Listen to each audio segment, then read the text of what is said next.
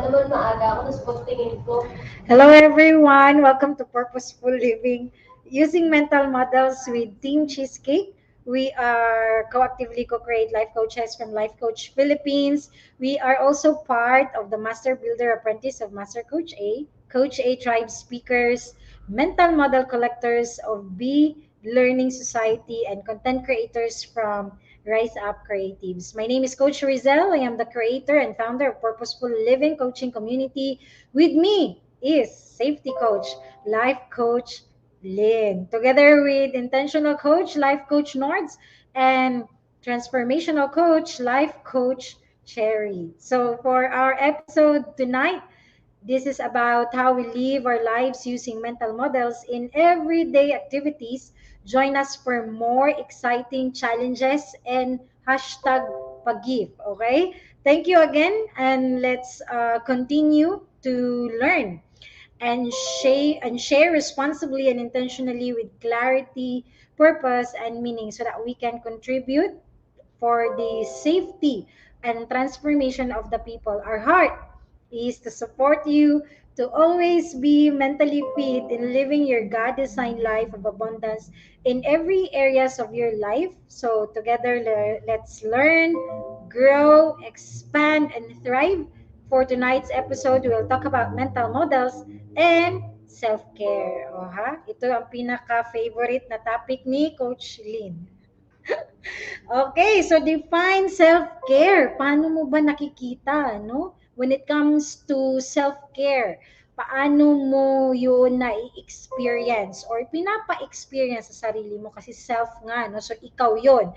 Ikaw yung pinaka-subject nitong usapin na to, no? So self-care, ang sabi nila is giving the world the best of you instead of what's left of you, 'di ba? Tama naman kasi when we do self-care, no, we can be able to like experience na parang nare-replenish, no, yung pakiramdam. Parang nakakapag-charge ka uli, ready to serve or ready to do your thing for other people, no? So, ano yung mukha ng self-care? Allow us to know, no, kung ano yung definition mo, no? So, share to us in our comment yung definition nyo ng self-care, ano yung meaning, ano yung picture, paano nyo siya na-experience, anong ginagawa nyo pag nagsi-self-care kayo, okay? So, we are excited to know about your self-care. Kung meron ka niyan, kung wala, pwede ding magtanong, no? Kung ano yung self-care. So, for tonight, we will be discussing yung different phases of self-care and of course yung mental model na favorite natin na pinag-uusapan every day. Okay? So before nating tawagin si Coach Cherry to share her thoughts about self-care, about mental models, let me acknowledge the presence of our kindred coaches and our fellow learners. So we have Coach Maureen, no, na ready na talaga siyang mag-share kasi kanina pa siya nagtatanong ano yung topic natin. So, dahil ready na mag-share si Coach Maureen, paki-share po Coach Maureen kung ano yung self-care mo, okay? So, we have Geraldine as well. Hello Geraldine, we miss you at Campfire. I hope you're okay. Thank you so much for joining. Of course, we have Bridget, our Bridget. Thank you for joining.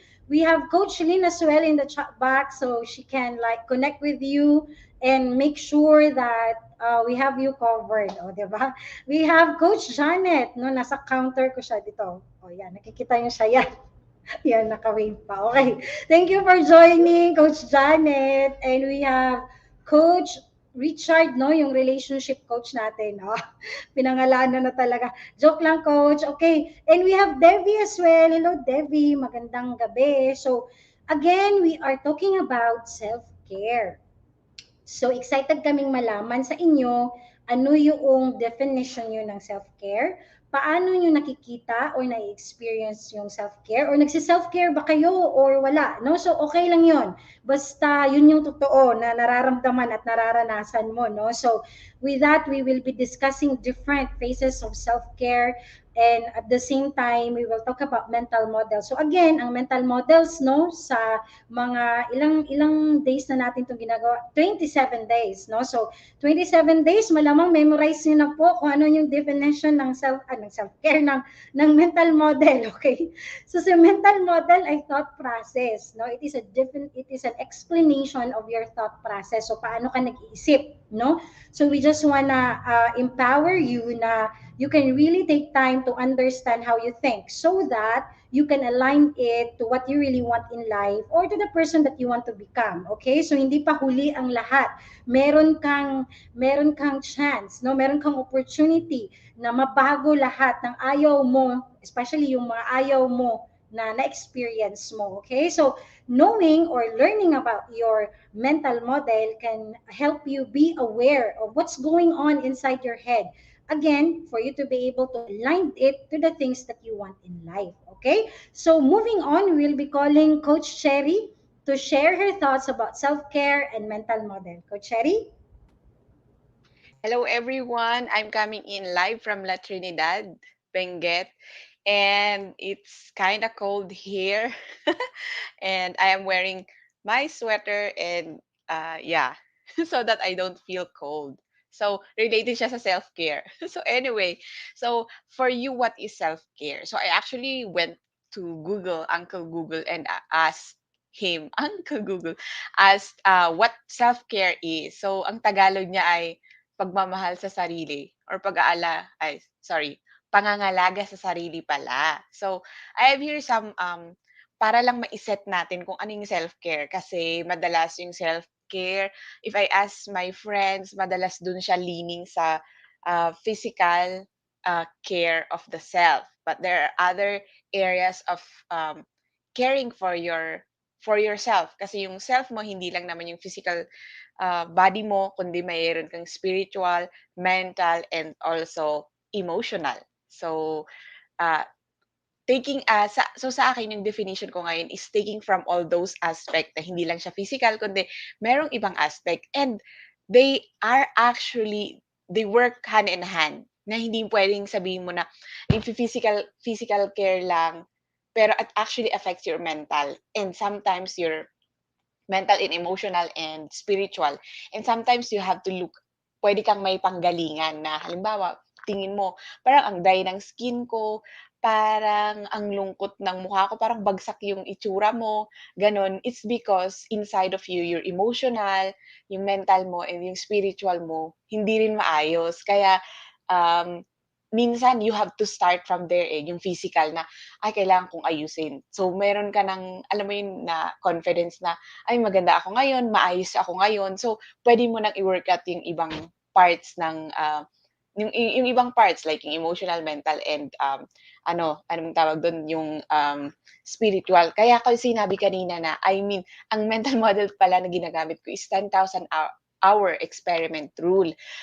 So actually, 10,000 hour experiment rule galing siya sa 10,000 saglit lang meron akong kodigo dito. So para lang sure yung masasabi ko na hindi ako magkamali. And because I honor you na you are here, that we learn together. So yun, yung 10,000 experiment pala. So magbibilang ka, nakailang experiment ka ba sa self-care? So ganun ko siya tinitignan. Ay galing siya actually sa 10,000, yung 10,000 experiment ay galing siya sa 10,000 hour practice na isa din ulit na mental model. So ganun siya na forming experiment. Kasi yung experiment, yung hour kasi, iisa lang yung palagi mong paulit-ulit, tapos bibilang mong ilang oras mo siya ginawa. Like, dapat maka 10,000 hours ka na pre-practice mo yung isang bagay na yun para mo masabi na expert ka na dun. So, halimbawa, pag magigitara ka, 10,000 hours na magigitara para masabi mo na, uy, magaling ako maggitara, di ba? So, ito naman, 10,000, kaya siya experiment kasi paiba-iba. Hindi naman totally na paiba-iba, pero meron kang babaguhin. So, parang sa akin, habang nakikilala ko yung sarili ko, nagkakaroon ako ng, itatry ko to for myself because I believe useful siya. Halimbawa, dahil ito yung nararamdaman ko ngayon, ma-try ko nga ng magpa-massage. So, massage is one, di ba? Sa biology siya. And it helps as well sa akin na it helps with emotional and mental as well. Yun yung parang kitang-kita na naaapektuhan maliban sa physical ko kasi 'di ba mga tight yung muscles mo, so bakit kaya tight yung muscle mo kasi mayroon kang something sa emotional. So gano'n ko siya tinitignan. Kaya 10,000 experiment rule yung ginagamit ko when it comes to self-care kasi hindi mo puwedeng sabihin na ito lang yung solusyon. And ano din kasi titignan mo kung ano yung nag-work for you and merong mga lumalabas. So, ikaw yung magde-determine kung what's the best solution for your problem if you have a problem or what's the best thing na mag-work dun sa gusto mong alam mo yun, gusto mong i-adjust, gusto mong i-manage sa buhay mo. So yun yung nakikita ko Coach Rezzhel na, gagamitin ko. Actually nagamit ko na siya. So, hindi ko pa talaga actually nabilang na 10,000 experiment rule. So, siguro kapag mag-10,000 experiment rule ka, na meron kang 'di ba, meron kang goal na gustong i-achieve.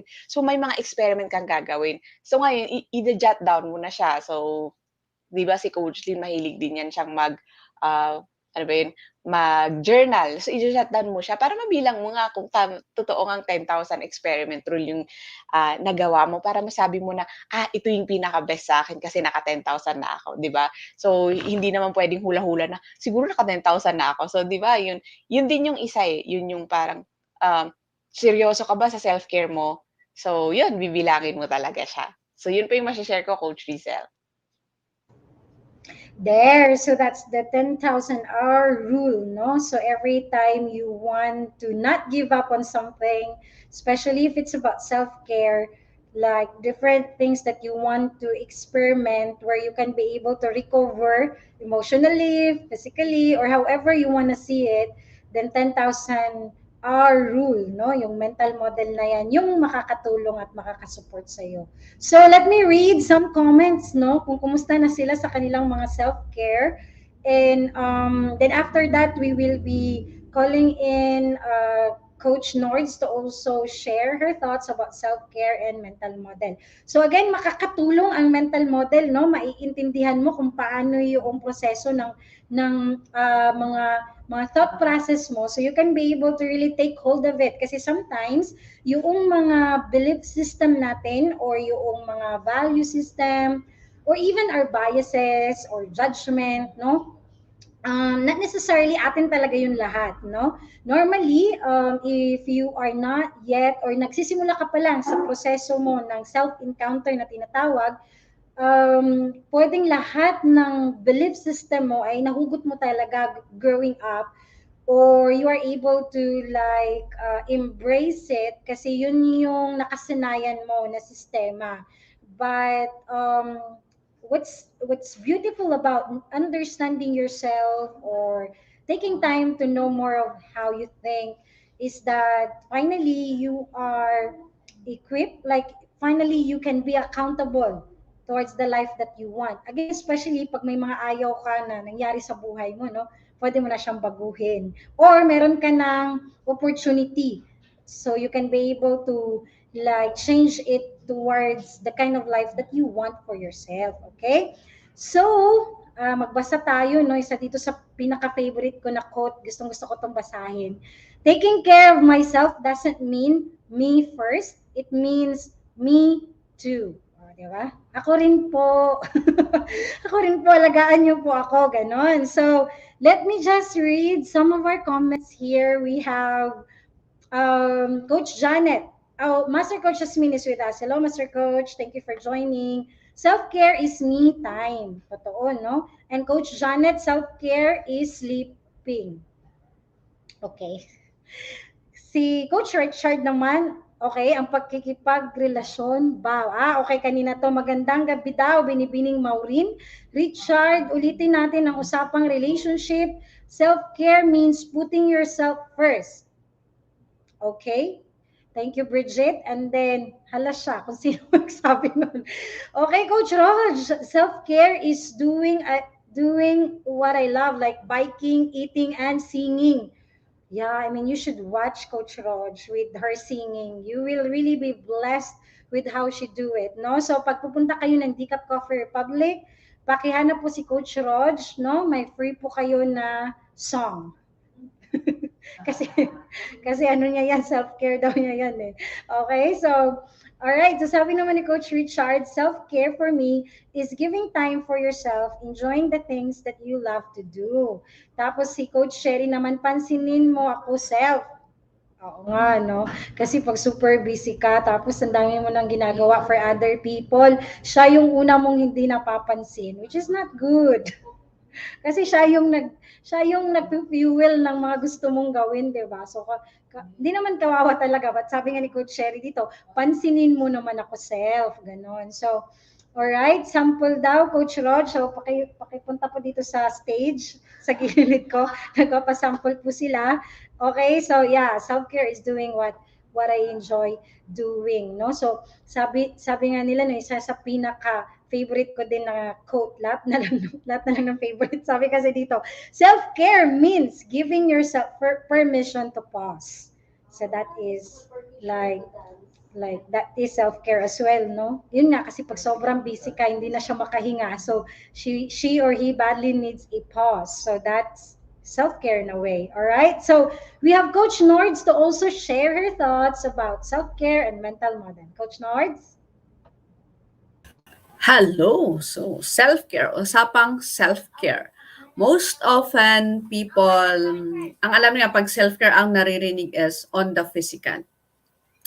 But then, for me, when I ventured into mental health coach, life coach, yan, and I realized na I'm not so much on self-care. So, I am, yeah, diba sabi nga nila is self-care is not selfish. And self-care can be forgiving yourself, taking a step back, asking for help, spending time alone, putting yourself first, asking for what you need, setting boundaries, staying at home, and saying no. Saying no.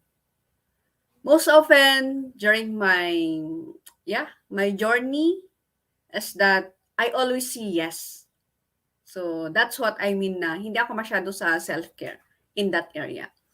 Wherein I always see yes to people sa mga favor nila, sa mga gusto nilang pagawa sa akin, yes na yes. Kahit alam ko naman na nasasagasaan yung personal thing ko, yung ganun. So, doon ko siya in-overused. I overused myself just for others. But then, I realized when I was a life coach or when I journeying with a life coach, yun yung isang lapses ko na I have to recalibrate or I have to improve. Because for me to give more or for me to fill in the cup of others, I have to fill in first myself. And I have to give from the overflow. And as they say, you cannot give what you do not have. And what if empty na nga ako? Magbibigay pa ako. Or mag-yes pa ako sa kanila. And yun yung nadadry ako. But then yun nga, it's better for me to take care of myself by saying no to others and saying yes to myself. So ano yung mental model na gagamitin ko or na ginamit ko na? It is the goal achievement mental model. Bakit yun? Bakit yung goal? Kasi syempre, yung goal ko, i-prioritize ko din ang sarili ko. Or ibig sabihin yan, self first before others, for me to give from the overflow. So that's my goal. Me first before others. Because self-care is not selfish. That's for me, Coach Rezzhel. All right. Thank you so much, Coach Nords. No, so that's goal achievement mental model there. No, so that's one of the many examples that you can use as well in doing your self-care. Because by the end of the day, self-care, no, is not being selfish. Ang ganda ng landing ni Coach Nords. Maraming salamat for that beautiful way of saying it, no? Kasi nga totoo, self-care is not selfish because by the end of the day, you cannot serve from an empty vessel. Ang sabi nga natin dito sa coaching, you cannot give what you do not have. So okay lang mag-pause. Okay lang mag-yes sa sarili, no? Ito yung pag ikaw yung sobrang makapag-serve. I mean, hindi naman na sobra, no? Kasi there's no such thing naman as sobra because when you serve, it's from the overflow of your heart. That's why you serve, no? But the thing is, pag may nararamdaman ka ng medyo pa, yung weariness, no? Yung biglang nauubos na yung pakiramdam, it's okay to really pause and take some time for yourself, okay? So, ang tanong natin sa mga Kindred coaches at sa mga fellow learners, no? Ano yung mental model na ginagamit nyo sa pagpili ng mga self-care na sinishare nyo ngayon sa amin sa chat box? And kumusta? Like, how's your self-care now? Nagagawa nyo ba? Hindi nagagawa? Challenge? So, kumusta ka when it comes to your self-care? No? So, magkumustahan tayo kasi hindi din namin alam ano na yung, like, if this is your definition of self-care, at ito yung mental model na ginagamit mo, so kumusta ka? Kumusta ka with that right now as we speak, no? How are you doing? So we wanna also connect with you, no? Kung ano yung pinagdadaanan mo ngayon. So before natin tawagin si Coach Lynn, let me just read some of our comments here na, okay, so permission to pause, yes? Self-care is connecting to myself, to my family, friends, and connecting to God. Yeah, that's a beautiful way of saying it as well, no? Kasi when you take time to connect with yourself, and you are that person who has a relationship with God, parating magkadikit yan eh. When you spend time with yourself, you also spend time with God, no? So, magka-hand to hand yan sila, no? And then we have Coach Maureen here. Self-care is expressing my thoughts and emotions. That as well, no? So, yung tinatawag nating self-expression. Ibinibigay mo sa sarili mo kaysa tatahimik ka. Yung may gusto kang sasabihin, tapos punong-puno na yung dibdib mo kasi gusto mong magsalita. But then again, marami kang hino-hold bars pa, no? But yeah, as long as you can be able to like communicate it in a very healthy way, then it is indeed a self-care. It is a self-care thing when you are able to also express your thoughts and emotions. Sabi naman ni Geraldine, self-care, ako muna, and loving myself, saying yes to myself. Yon. So, Coach Lynn will also share her thoughts with us about self-care and mental model. Coach Lynn? Hello everyone! Great evening and thank you for joining us tonight. So, favorite ko talaga itong topic na ito. Sakto yung pagkatawag sa akin ni Coach Rezzhel, no? Naglagay po ako ng comment dito sa chat box natin. So, nakakonect din kasi ako dun sa sinabi ni Coach Rezzhel kanina about permission to pause. And it's okay to pause, no? Kasi I'm that one person dati, no? Nung wala pa rin ako sa life coaching, even na nasa life coaching na, pero hindi ko kasi ito nakikita, the value of taking care of yourself or yung self-care. Ako kasi yung isang person na naka-yes sa maraming tao, and para sa akin ang mental model ko dati, no, ang thinking ko dati, ang thought ko dati is kailangan ko unahin yung ibang tao kasi kailangan nila ako. So anytime or at every moment na may nakikita akong may kailangan, yung kahit hindi ko na siya kaya, still I'm making myself available to that person. Even dun yung money, no, nung meron akong time na i-remember na ito ay pambayad ko siya talaga dun sa credit card ko. Na pag hindi ko nabayaran, syempre madedelay, malilate, so magkaka-interest. Pero that moment, may isang nag-message na friend na kailangan niya. So, ganun, di ba? So ganun siya, na ganun talaga ako dati, ganun yung ginagawa ko. And for me, laging ibang tao yung nauna, and laging yes yung ibang tao. And it's really hard for me to say yes to myself na alam kong makakatulong sa akin, makakabuti sa akin itong pag-pause, pagtigil, yung mga na-mention ni Coach Rezzhel kanina, no? Pero hindi ko siya ginagawa talaga.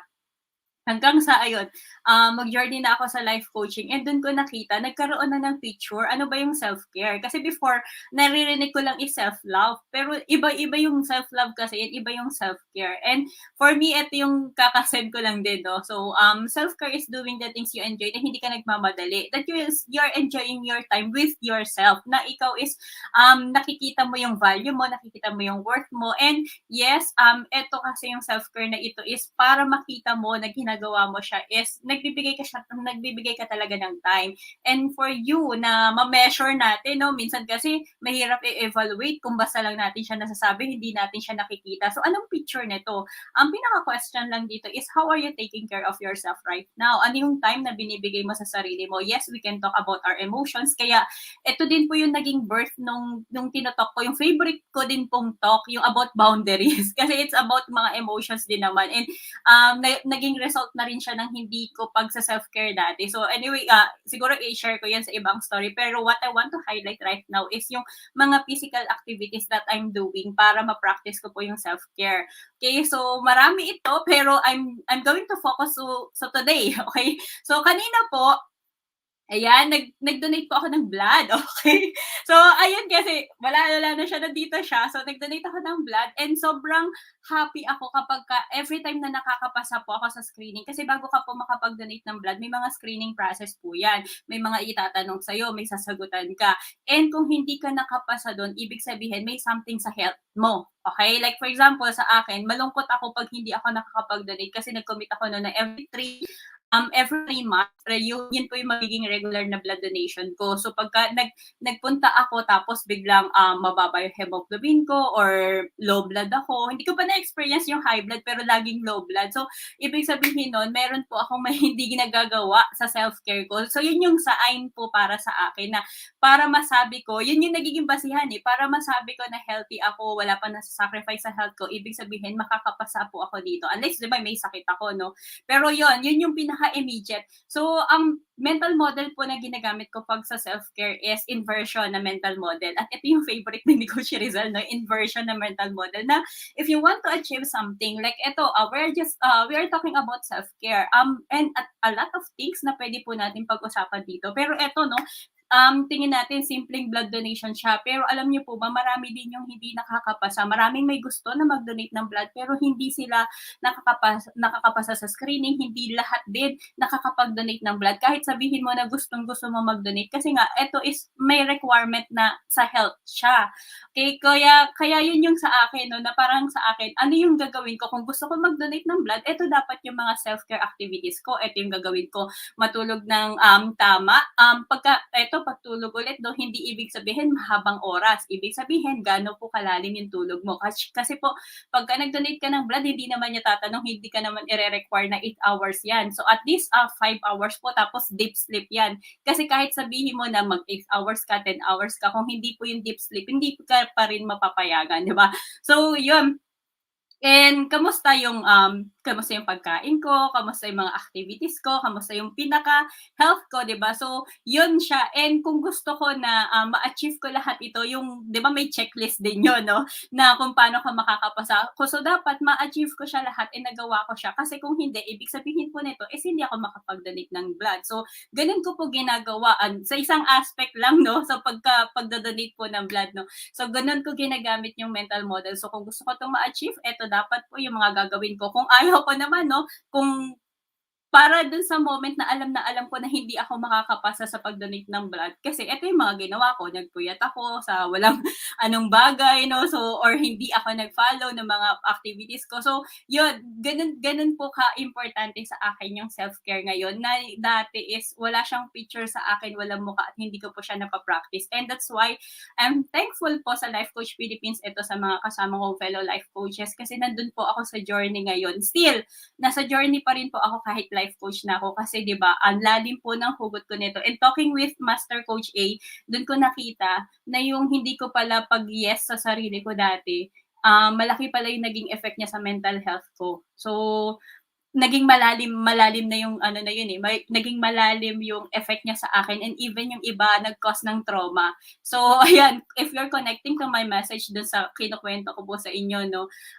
and kung sa tingin mo may ganun ka na ring na experience, so I invite you sa next na trauma masterclass with Master Coach A. So next week na po yan sa Friday, no. Kasi hindi ko naman ma-share yan sa inyo lahat ngayon, tapos talking about trauma, talking about self-care. So kung paano siya magko-connect, doon niyo po siya madidiscover sa class. Okay, so yun po yung sa akin. Thank you! Thank you, Coach Lynn. So yun, no? Yung pinaka-favorite namin na inversion mental model. So lahat ng ayaw mong mangyari sa buhay mo, lumayo ka doon. Yung ganun lang yan kasimple, no? I-list mo lahat yung ayaw mo, no? And then huwag kang pumunta doon.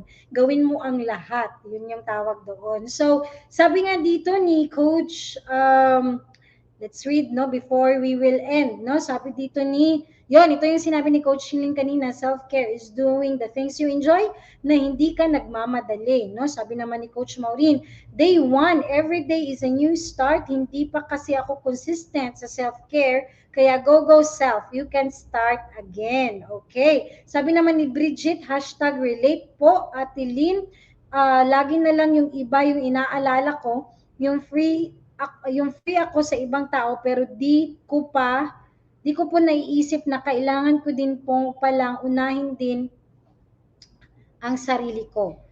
Well, at some point din, Bridget, no, dumaan din kami sa ganyang proseso, and even now, meron pa ring mga tendencies, no, hindi siya talaga absolute, but it's good to take time to understand about self-care and how it can impact you as a person.